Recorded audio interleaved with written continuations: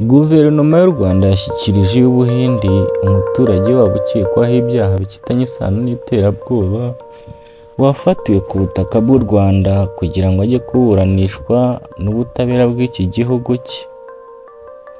Njye nk'ibisanzwe ndi Emmanuel Byiringiro.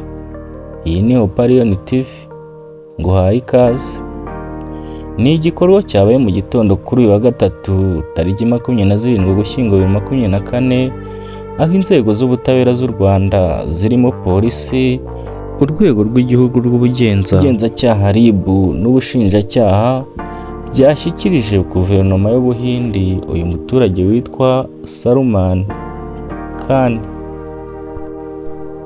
Uyu mugabo ukurikiranyweho ibyaha by'iterabwoba n'ibindi bifitanye isano naryo yafatiwe ku butaka bw'u Rwanda tariki 9 Nzeri uyu mwaka 2024. Guta muri yombi uyu mugabo byakozwe ku busabe bwa guverinoma y'Ubuhindi yabugejeje ku y'u Rwanda binyuze muri polisi mpuzamahanga Interpol.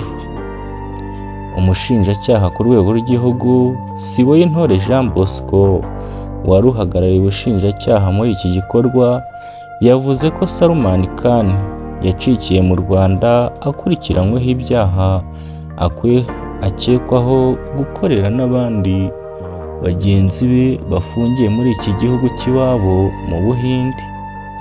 Yavuze ko tariki 2 Kanama 2024 guverinoma y'Ubuhindi yahaye u Rwanda ubusabe bwo gufata uyu muturage w'iki gihugu wari waracikiye mu Rwanda. Bagize bati bugaragaza ko Salman Khan akurikiranyweho ibyaha by'iterabwoba ko ashakishwa kandi n'abandi bafungiye muri iki gihugu cyabo, ariko uyu yari yaragerageje gucika aza mu gihugu cy'u Rwanda. Hanyuma ubwo busabe bwa leta y'Ubuhindi bucishijwe kuri polisi mpuzamahanga Interpol bushakisha Salman Khan. Noneho urwego rw'igihugu rw'ubugenzacyaha RIB habamo ishami rya Interpol baza kumubona hano mu Rwanda baramufata, aribwo hari tariki 9 Nzeri uyu mwaka. Siboyintore Jean Bosco akomeza avuga ko nyuma y'uko Salman Khan afatiwe mu Rwanda, guverinoma y'u Rwanda yabimenyesheje iy'Ubuhindi, aho tariki 29 Ukwakira 2024 Ubuhindi bwohereje inyandiko imusaba ko yakoherezwa mu gihugu cye kugira ngo aburanishwe.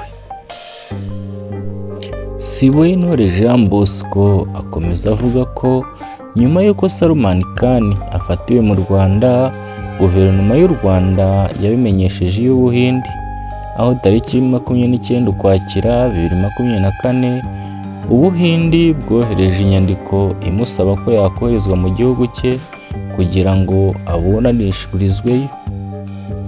Ati leta y'u Rwanda na Minisiteri y'Ubutabera isuzuma ubwo busabe. Nyakubahwa Minisitiri w'Ubutabera akaba n'intumwa nkuru ya leta tariki 12 uku kwezi k'Ugushyingo uyu mwaka yemeza ubwo busabe, abikora mu cyo twita extradition order, atanga uruhushya rw'uko Salman Khan yahabwa igihugu cy'Ubuhindi. Gusa icyo nakubwira, yahungiye ubwayi mu kigunda kuko mu Rwanda ntago bakunda abanyabyaha ndetse bahita babafata bikiri kare.